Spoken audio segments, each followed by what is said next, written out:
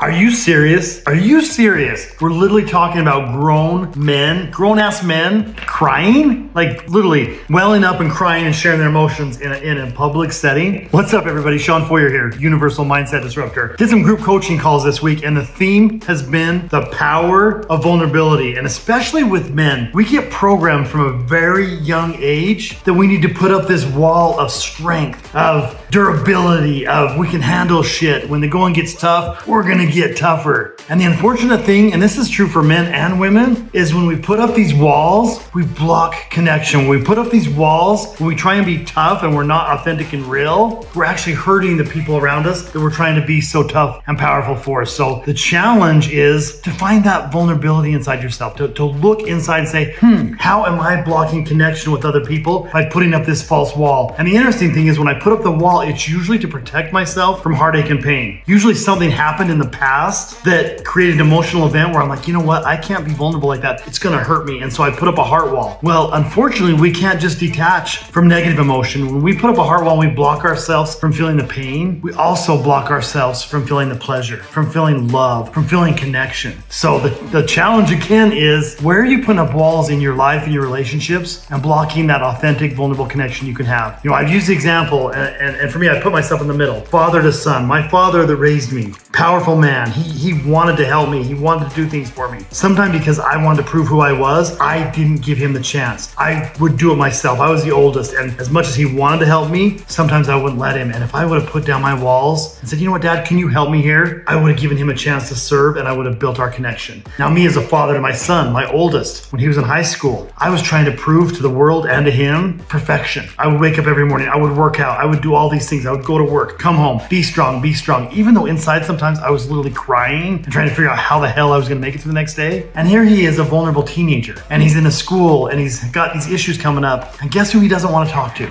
His dad. Because why? His dad puts up this wall of perfection, this wall of bullshit that's not true and not real. And so I could have, in both instances, created better connection, better vulnerability by taking down my walls and opening up for both my father and my son. So the work I do today in relationships with my clients is get real, get vulnerable, take down your walls, have the difficult conversation. And as you do, allow yourself to feel, allow yourself to connect, everything around you is gonna get better.